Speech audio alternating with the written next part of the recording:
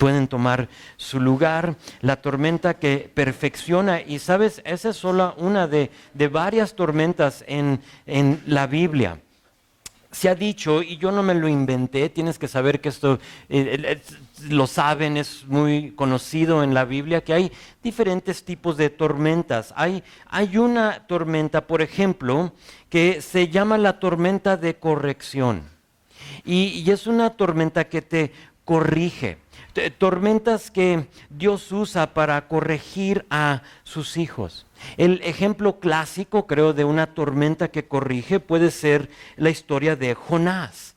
Tú sabes su historia. Dios le llama a ir a Nínive a proclamar, según la palabra, un juicio sobre los asirios si ellos no se arrepentían. Y ese es el llamado que Dios tiene para Jonás.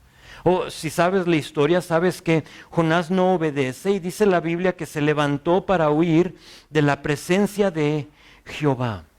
Y tiene un llamado, tiene algo que Dios tiene para él y huye. O sea, no obedece. Siendo que no quiso oír lo que Dios le había llamado a hacer, vemos que se encuentra en medio de una gran tormenta a medio mar.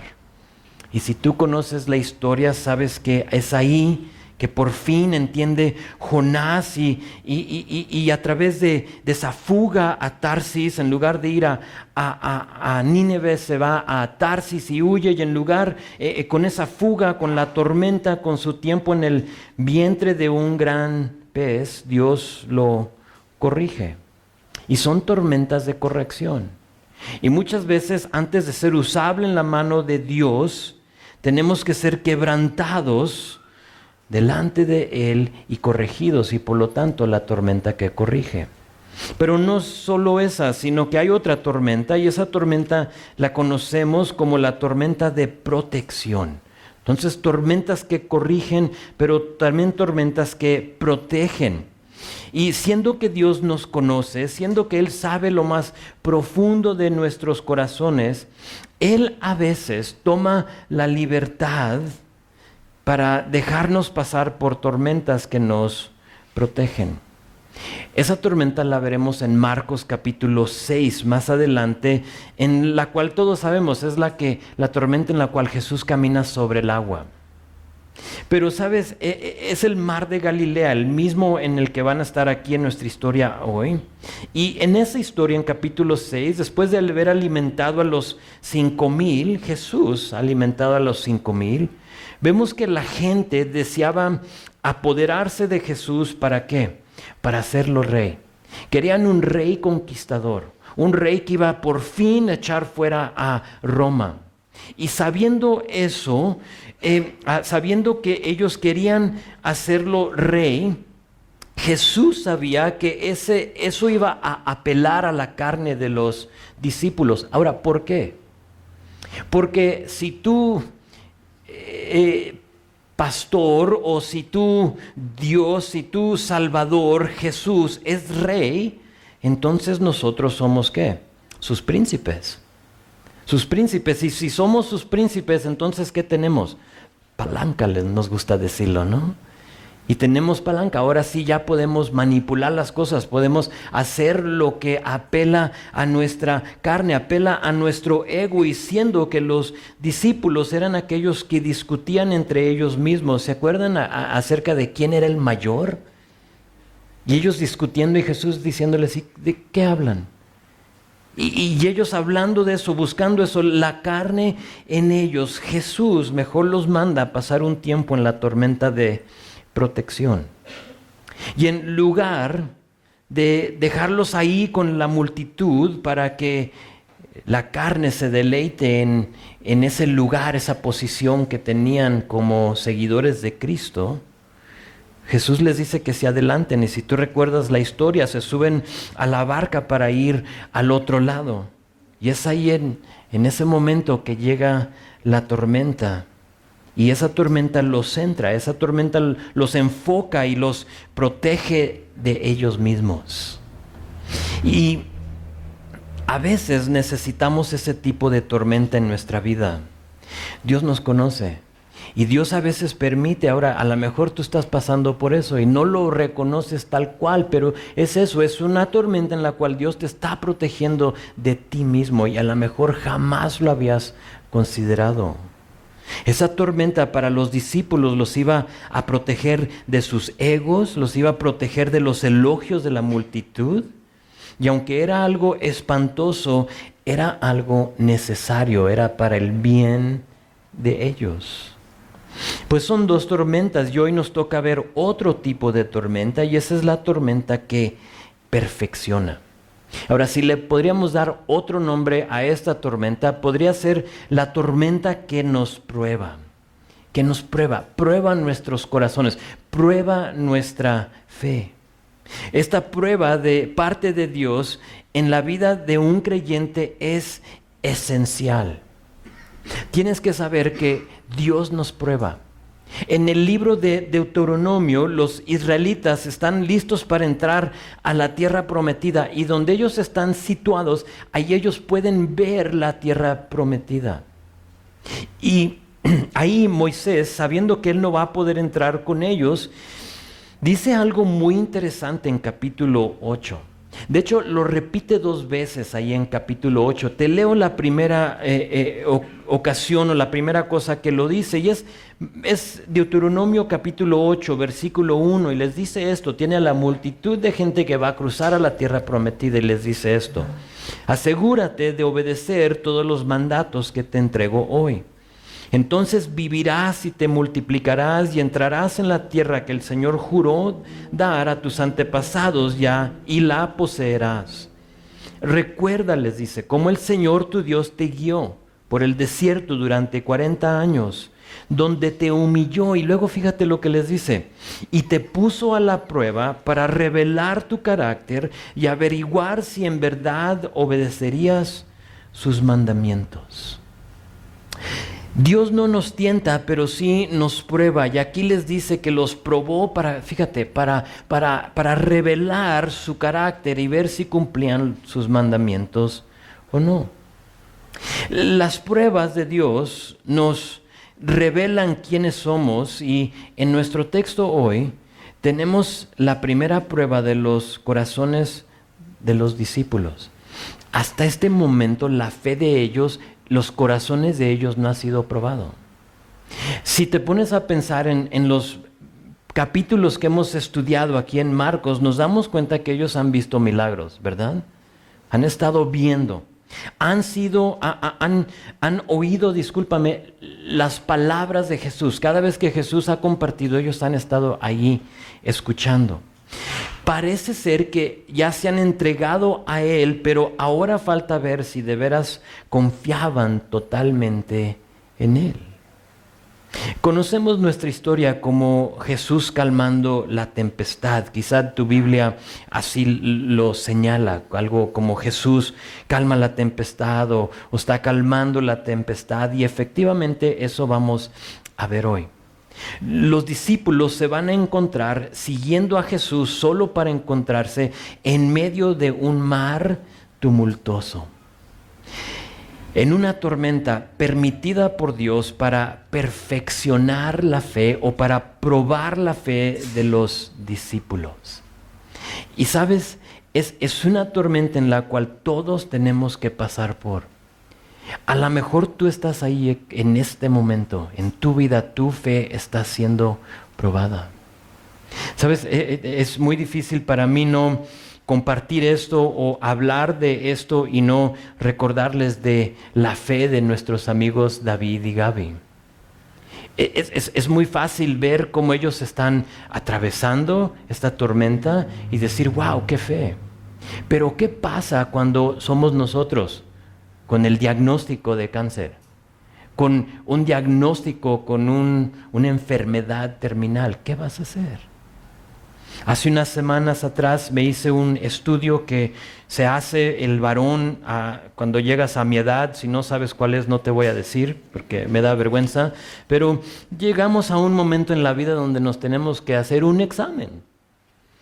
Y ese examen se hace, ¿para qué crees? Para revelar a ver si hay cáncer en tu cuerpo. Y yo tuve que enfrentar ese estudio porque yo no sabía. Haciéndome esa pregunta, ¿qué va a pasar si me dicen que tengo cáncer o si me dicen que tengo algo fatal? Y todos tenemos que pasar. A lo mejor no va a ser cáncer para nosotros, pero sí van a ser pruebas en la vida que Dios nos pasa por. Quiere saber si nuestra fe está firme, está cimentada en Él. Y lo vamos a ver porque van a ser 4 cosas que van a suceder aquí en nuestra historia y la veremos en 4 partes. Si tomas apuntes, versículo 35 y 36, le vamos a poner la instrucción. Vamos a ver que va a haber una instrucción de parte de Jesús. Y luego versículo 37, la prueba, la que todos queremos saltar. Señor, vamos a saltar versículo 37, no nos gusta. Y luego versículo 38 y 39 va a ser el milagro. Ese sí nos gusta, nos encanta ver el milagro, lo que Dios hace. Y luego versículo 40 y 41 va a ser las preguntas. Entonces, la instrucción, la prueba, el milagro, las preguntas. Vean conmigo la instrucción en versículo 35. Dice, aquel día, cuando llegó la noche, les dijo, pasemos al otro lado. Y despidiendo a la multitud, le tomaron como estaba en la barca y había también con él otras barcas. El mar de Galilea, que realmente es un lago, es agua dulce, mide de 8 kilómetros de ancho y 20 kilómetros de largo. Si ellos están en Capernaum, que parece ser que ahí es donde están, en la costa al oeste del mar, y viajaban al otro lado, iba a ser un viaje de aproximadamente 8 kilómetros. Ahora, en circunstancias normales, era un viaje corto, pero aquí es importante notar que versículo 35 dice que era noche. Nota que ya Jesús ha trabajado todo el día, ministrado todo el día, y se llegó la noche, entonces es noche, o sea, está oscura la cosa. No sé si tú has estado en un lago o en el mar en la noche, pero puede ser algo intimidante. ¿Por qué? Porque no se ve nada. O sea, no ves la otra costa, no ves hasta dónde vas a llegar. Los marineros dependían de la luz de la luna o las estrellas para navegar, pero nosotros que conocemos la historia sabemos que en poco tiempo va a haber una tormenta. Entonces no sabemos si estaba nublado o si se podían ver como las nubes que entraban. No sabemos si estaba ventoso, pero sí, sin importarle esos detalles, Jesús nota lo que les dice: pasemos al otro lado. Ahora, esas palabras, esas 4 palabras van a ser las más importantes en esta historia. Todo va a girar alrededor de lo que Jesús acaba de decir. Pasemos al otro lado. Noten que no dijo, a ver si llegamos al otro lado. No dijo a ver si llegamos. Nota que tampoco dijo a ver si damos con Gadara. Sabemos que por capítulo 5 van a los gadarenos, entonces van a la área de Gadara y no está diciendo a ver si damos con Gadara. Tampoco no dijo llévenme al otro lado. Nota, Jesús dijo pasemos al otro lado. Y si Jesús dice pasemos, entonces pasamos. Pasamos. Primera cosa que hace esta tormenta es probar si vamos a confiar en su palabra o en las circunstancias. Porque es muy fácil decir, pero es de noche. Pero ahí vienen las nubes. Parece que ahí viene una tempestad. ¿Sí? Hay mucho viento. ¿Cómo vamos a llegar? Y la primera cosa es esa: ¿en qué vas a confiar? ¿En lo que Él ya ha dicho o en lo que tú ves a tu alrededor? Aquí Jesús dijo, pasemos. Está escrito como un hecho. Está diciendo que esto se va a llevar a cabo. Pasemos al otro lado. Ahora, esto es importante porque a veces Dios nos manda a hacer cosas que no tienen sentido. A veces Dios te dice, ve. Y tú ves las circunstancias y dices, es que, ¿por qué? No entiendo.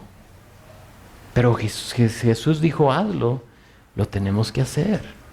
A veces Dios nos pone en circunstancias en las cuales van a surgir dudas, pero lo importante es lo que Él ya dijo.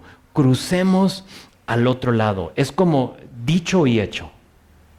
Crucemos, pasemos. Tenemos que recordar que para los discípulos, en este momento, el obedecerle parece ser algo muy fácil.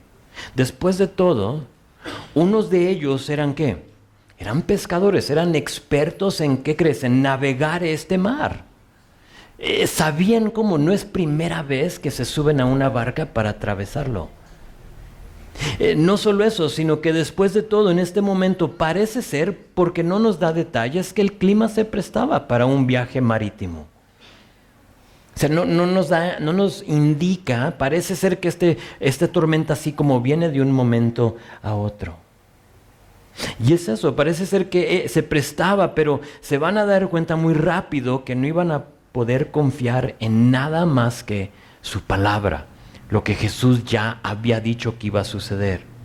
Pronto se van a encontrar en medio de la tormenta y aún teniendo la palabra de Jesús, ¿qué crees?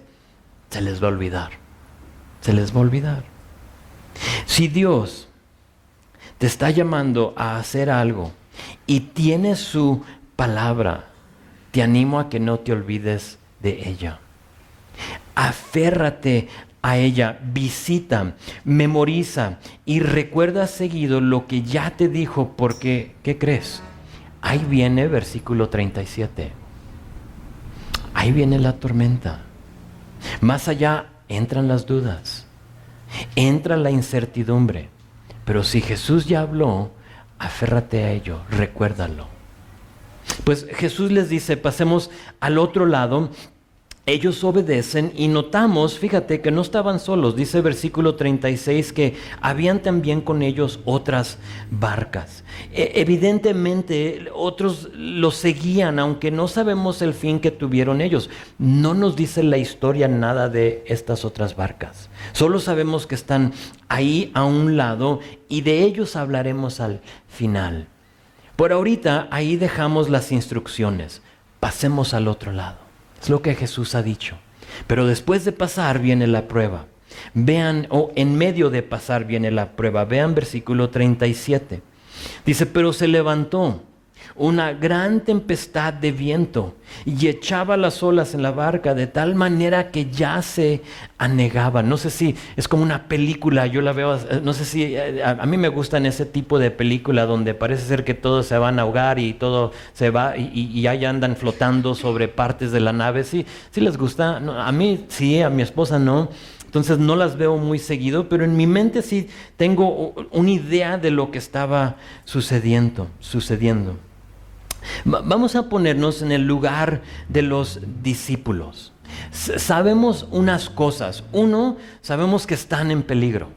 ¿Sí? Se levantó una gran tempestad. Están en peligro. Dos, tenían cierta experiencia en cuanto a tormentas. Sabemos que algunos de ellos eran pescadores. Pero tres, sabemos que Jesús está con ellos. ¿Sí? Jesús está ahí, no les dijo, en capítulo 6 les va a decir ustedes vayan, aquí les dice vamos.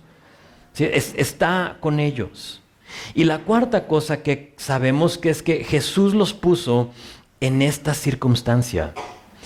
Él fue el que dijo vamos, pasemos. Jesús lo permitió. Él es el que los puso en esta circunstancia. Y en esos momentos de desesperación, en nuestras vidas, tendremos que decidir en qué vamos a confiar, porque ¿qué crees? Tendremos opciones. Tendremos opciones. Vamos a acudir a nuestra sabiduría, a nuestra experiencia, a nuestra inteligencia, o al hecho de que Jesús está en la barca con nosotros.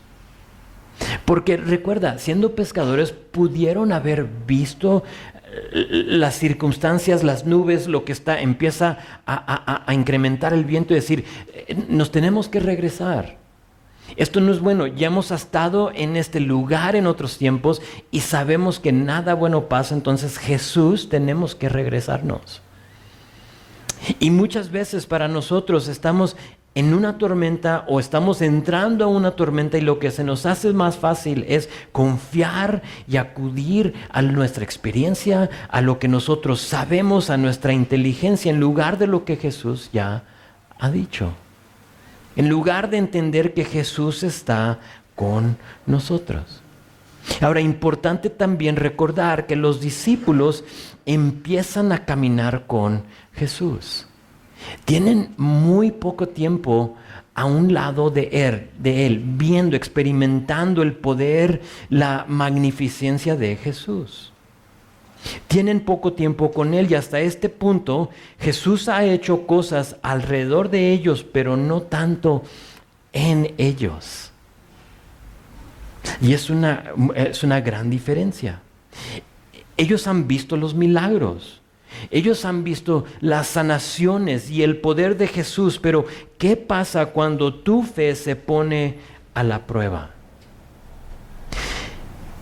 No eran los padecimientos de los demás, sino que ahora era algo personal, era algo real y era algo espantoso.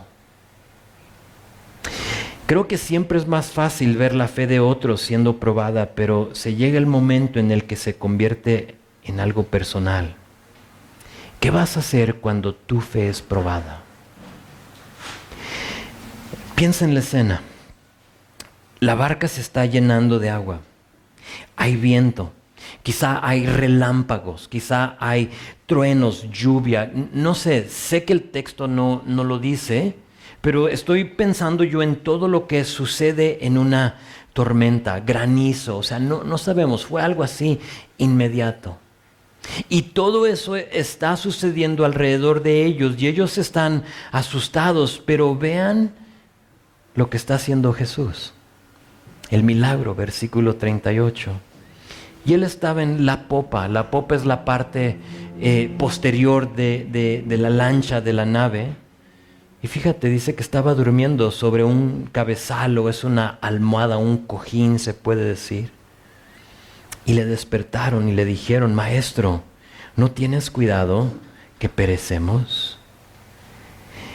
Aquí vemos algo que es sumamente difícil para nosotros hacer, pero algo que nos anima la palabra. Y eso es ser igual a Jesús. Fue Juan en su primera carta, en primera de Juan 2:6, que dijo: los que dicen que viven en Dios deben vivir como Jesús vivió. Y me gusta eso, porque muchas veces decimos, sí, somos de Él, pero no vivimos como Jesús. Allá andamos todos ansiosos, allá andamos todos preocupados, allá andamos igual como ellos. Pero Juan bien dicho, los que dicen que viven en Dios deben vivir como Jesús vivió. Y dices, ¿y cómo vivió Jesús? Aquí tenés un ejemplo de eso. No solo eso, sino que Pablo dirá en 1 Corintios 11, versículo 1, sed imitadores de mí así como yo de Cristo. Imagínate poder decir, imítame a mí como yo estoy imitando a Cristo. ¿Cómo lo imitamos? Fíjate lo que está pasando aquí. Ellos están pensando, nos vamos a ahogar, mientras que Jesús está roncando. No lo entiendo. Y creo nos identificamos más con los discípulos que con Jesús, ¿no? Pero la palabra no nos dice imiten a los discípulos, sino dice que imita a Cristo. Noten que Jesús está en la misma barca. Él siente las olas, Él también se está mojando, Él está ahí con ellos, Él está experimentando la misma tormenta, pero noten que su reacción es totalmente diferente a la de ellos. ¿A qué voy? A que en medio de la tormenta debemos de estar tranquilos y descansando en Él, tomando el ejemplo de Jesús. Ahora es muy probable que que tú estés aquí, yo te diga eso y que tú digas, híjole, yo soy totalmente diferente a lo que está haciendo aquí Jesús. Tengo que decirles que la reacción de los discípulos es normal y es la misma que va a tener la mayoría de nosotros en medio de la tormenta.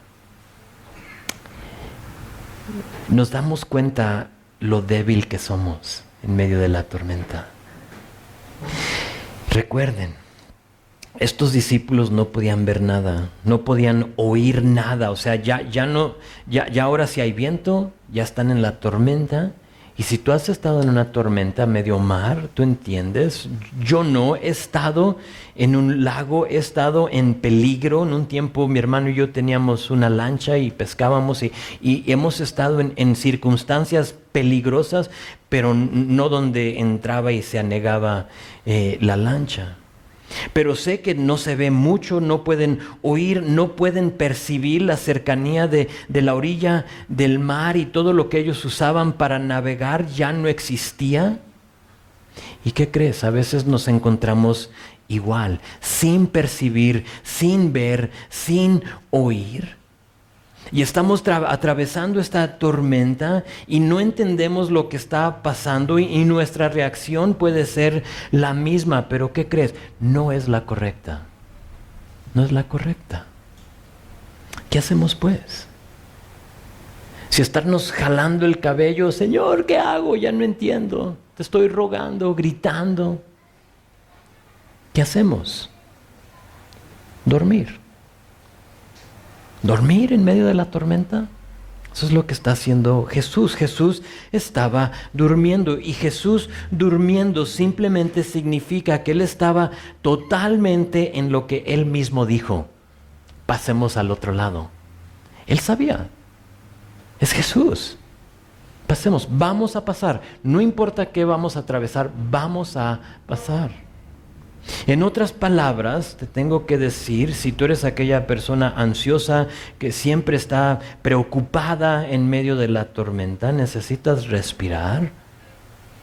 Necesitas descansar y confiar en lo que Jesús ya te ha dicho. Si Jesús estaba dormido, ellos también debían estar dormidos, pero les ganó el temor, les ganó las circunstancias. Lo que ellos están viendo a su alrededor. Híjole, nos vamos a hundir. Y sabes, es entendible. Y solemos hacer lo mismo porque nuestra carne es débil. Nuestra carne es débil, pero eso no anula las promesas de Dios para nosotros. Recuerda, es una prueba. Es una prueba.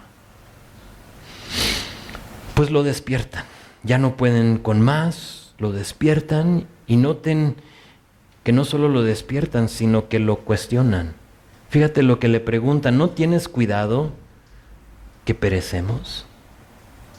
Y me puse a pensar en mi vida y yo cómo he sido culpable de dudar en el amor de Dios para mí, porque eso es lo que están haciendo, ¿no? Señor, ¿que ya no nos amas? O sea, tú bien dormido, pero nosotros aquí estamos a punto de ahogarnos. ¿Que no nos ves? Pero ¿sabes qué? Lo bueno es que no soy el único que ha dudado en el amor de Dios. El rey David también dudó. Si tú has leído su historia, si tú has leído los salmos, tú sabes de las dudas del rey David. Y es un gran hombre, un hombre que estimamos bíblicamente. Después de huir de Saúl, y después de huir del rey de Gad, del rey Aquís, David escribe Salmo 13. Y estaba huyendo por su vida sin merecerlo. Estaba en medio de la tormenta, se puede decir. Y sin saber qué hacer, llega a una cueva en Adulán, y ahí en esa cueva de Adulán escribe Salmo 13. Te lo quiero leer, son solo 6 versículos. Aislado, pensando que Dios no lo veía, escribe lo siguiente. Dice: ¿hasta cuándo, Jehová? ¿Me olvidarás para siempre? ¿Quién de nosotros ha dicho eso? Señor, ¿te has olvidado de mí? Dice, ¿hasta cuándo esconderás tu rostro de mí? ¿Hasta cuándo pondré consejos en mi alma, con tristezas en mi corazón cada día? ¿Hasta cuándo será enaltecido el enemigo sobre mí? Y luego le dice, versículo 3, mira, respóndeme, oh Jehová, Dios mío. Alumbra mis ojos para que no duerma de muerte, para que no diga mi enemigo, lo vencí. Mis enemigos se alegrarían y yo resbalará. Todos pasamos por momentos de desánimo. Nos entran sentimientos de abandono, pero ¿sabes qué? David supo en dónde estaba la respuesta. Aunque tenemos versículo 1 al 4, también tenemos versículos 5 y 6. Y después de derramar su corazón, Señor, no sé dónde estás, creo que te has olvidado de mí, creo que ya no estás atento a mi circunstancia. Dice David en versículo 5, mas yo en tu misericordia he confiado. Mi corazón se alegrará en tu salvación. Cantaré a Jehová porque me ha hecho bien. Entonces, nada malo con tener tiempos de desánimo, tiempos donde te sientes abandonado. Señor, que no te importa que vamos a perecer aquí. Siempre y cuando regresas a versículos 5 y 6 de Salmo 13. Así como el rey David, tenemos que recordar la bondad, la misericordia y la salvación que tenemos en Dios. Recuerda quién es tu Dios. Recuerda en lo que Jesús ha dicho, aunque sientes como que se te ha olvidado de ti. Pues la fe de los discípulos ha sido probada. ¿Y qué crees? No pasó la prueba. Están temerosos, están ansiosos. ¿Qué va a pasar? Vean qué pasa en verso 39. Y levantándose Jesús, reprendió al viento y dijo al mar, calla, enmudece. Y cesó el viento y se hizo gran bonanza, o una gran tranquilidad, algo casi como hasta más espantoso que la tormenta, donde era una tranquilidad. O sea, de un momento las olas los están tomando, los están anegando, y ahora ya hay una tranquilidad sobre el mar. El milagro que ellos habían visto en las familias de los endemoniados, de los mancos, de los cojos, de los ciegos, ahora lo estaban viendo en sus propias vidas. Quiero que notemos que con solo 2 palabras Jesús elimina lo que atormentaba a los discípulos. Calla, enmudece. A lo mejor tu traducción, si tienes otra, dice silencio o cálmense. Y el viento cesó y el mar se tranquilizó. Para ver el milagro en tu vida, en mi vida, tenemos que atravesar la tormenta. A veces tenemos que pasar por dificultad para ver cómo es que Dios se levanta y dice, calla, enmudece. Aléjate de mi hijo.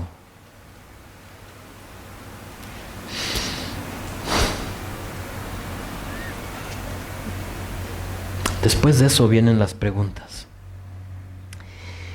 Vemos la instrucción de Jesús. Hemos visto la prueba de los discípulos. Hemos visto el milagro de Jesús, y después de eso vienen las preguntas. Versículo 40. Y Jesús les dijo, ¿por qué están así amedrentados? O esa palabra amedrentados es temerosos o acobardados.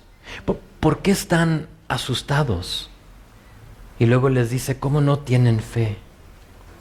Estas 2 preguntas están escritas en el griego, en su idioma original, no para avergonzar, o porque estaba decepcionado de ellos, sino que están escritas para buscar información. Y se me hace importante porque el tono de la voz de Jesús, discúlpame, fue una de compasión, de ternura y no una de molestia o de incredulidad.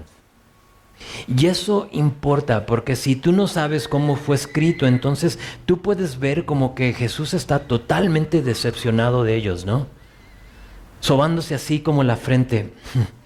¿Por qué están asustados, cobardes? ¿Pues que no tienen fe? ¿Sí ven cómo cambia el tono? Pero porque sabemos que no fue escrito así, tú ahora puedes entender que les está preguntando para entender. ¿Por qué no tienen fe? Casi como que lo escucho diciendo, ¿y que no han visto todo lo que he hecho? ¿Por qué no tienen fe? ¿Por qué están asustados? ¿Que no estoy yo aquí con ustedes? ¿Que no dije que íbamos a pasar al otro lado? Lo resalto porque tenemos que saber que cuando no atravesamos la tormenta con la fe que debemos de tener, Él no está decepcionado con nosotros. No es como que está diciendo una tacha, 2 tachas, a la tercera, fuera con este hijo mío. Ese no es nuestro Dios. Al contrario, Dios desea entender lo que pasó en nosotros, desea saber por qué no es que estamos confiando en Él. Quiere escudriñar tu corazón y decir, ¿qué está pasando? O sea, ¿que no me has visto obrar en el pasado?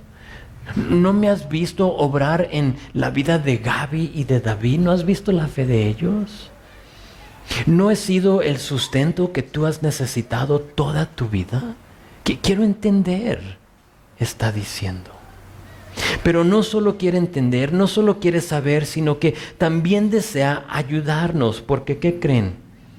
Más adelante viene otra tormenta. Viene otra tormenta. Y esta historia fue registrada para nosotros, para ti y para mí. ¿Para qué? Para que nos identifiquemos con ella, para que todos puedan decir, ese soy yo. En medio de la tormenta, yo ando ansioso, yo ando dudando en el amor de Dios, yo ya no sé dónde está, pienso que estoy solo, que nadie me entiende y ay de mí.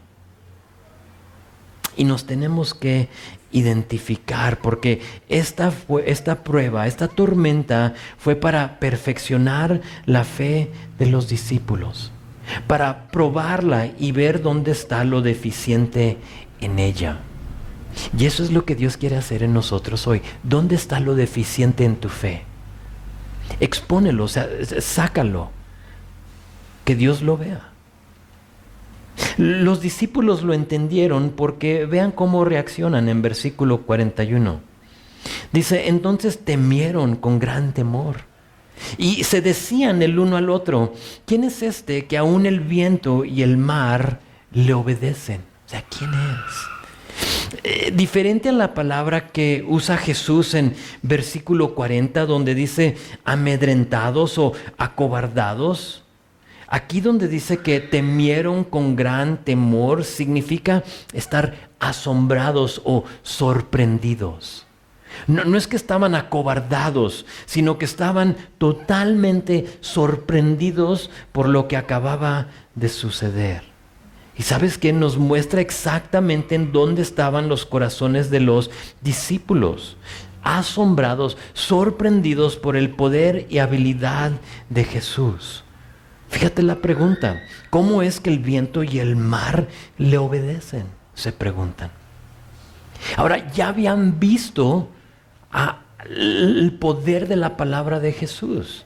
Sanar al cojo, al manco, al ciego, al endemoniado. Pero ahora les tocó verlo personalmente en sus vidas y los deja totalmente sorprendidos. Me imagino que veían alrededor y siendo que todo estaba tranquilo, se preguntando, ¿de qué teníamos miedo? ¿Por ¿Por qué estábamos dudando en Él? Les empezó a caer el 20. Y de eso se trata la historia. De que nos caiga el 20. De que nosotros entendamos que en medio de la tormenta Jesús está ahí con nosotros. Quiero concluir con lo siguiente, porque está bonita la historia y ya hay mucho que podemos extraerle, pero quiero que se lleven con ustedes cuatro cosas que si quizás hoy tú te encuentras en medio de la pregunta y te estás preguntando ¿qué voy a hacer o qué estás haciendo? Quiero que te lleves algo, quiero dejarte con unas cosas que considerar según lo que hemos visto aquí en nuestra historia. Son cuatro cosas. La primera es esta. Es importante recordar que no eres el único en medio de la tormenta.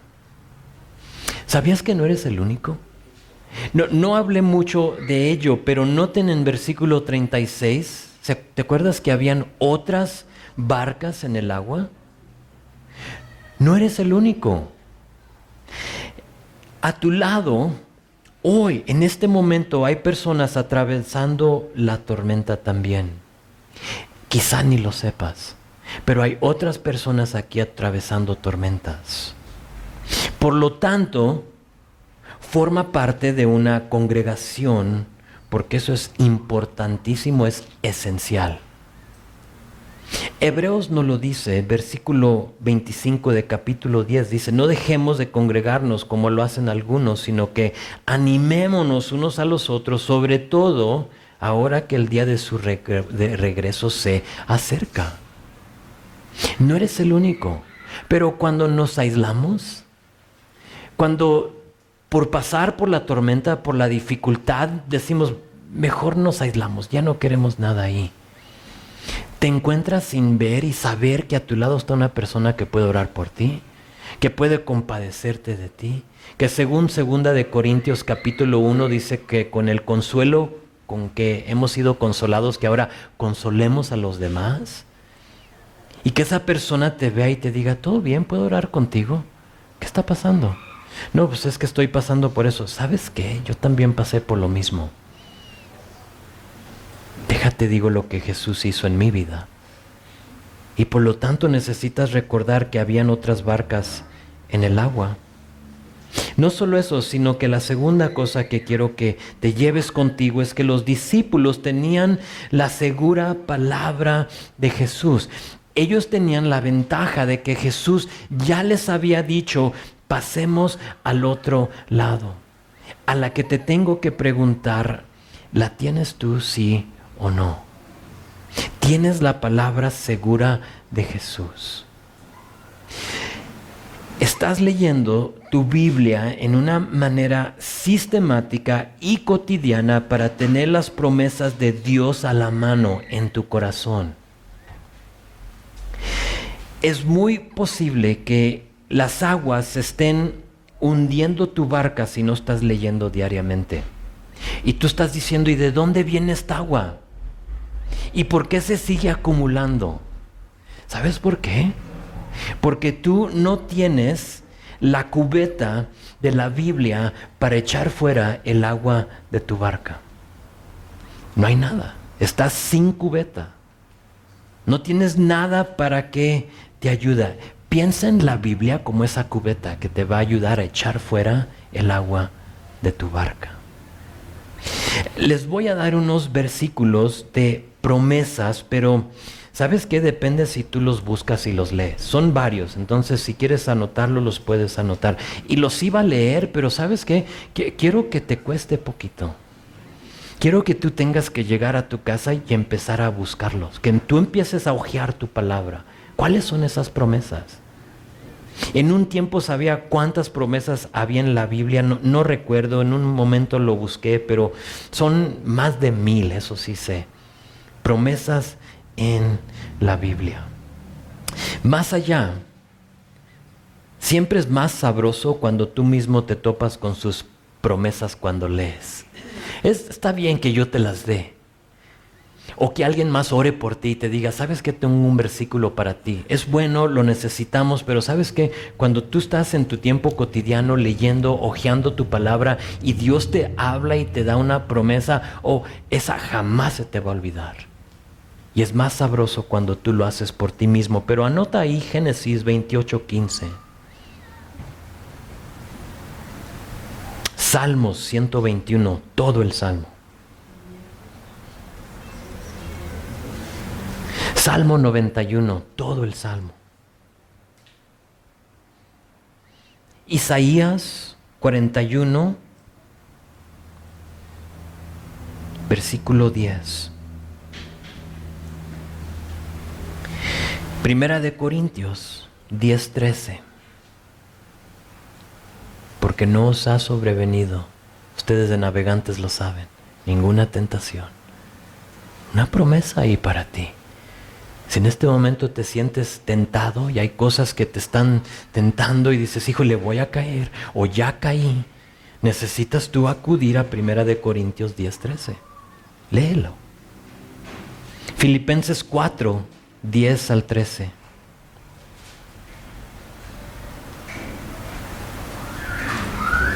Si lo estoy diciendo despacio para que lo leas, lo escribas. Hebreos 10:23. Hebreos 11:6.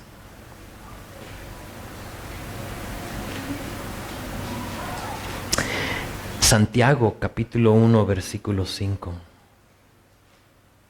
Los chicos de los domingos han de recordar esa promesa.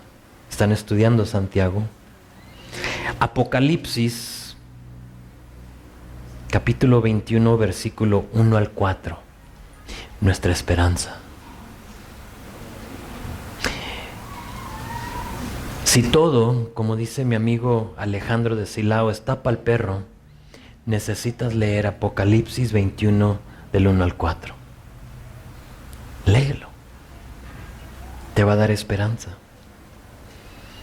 Entonces no eres el único en la barca, Jesús el único en la tormenta.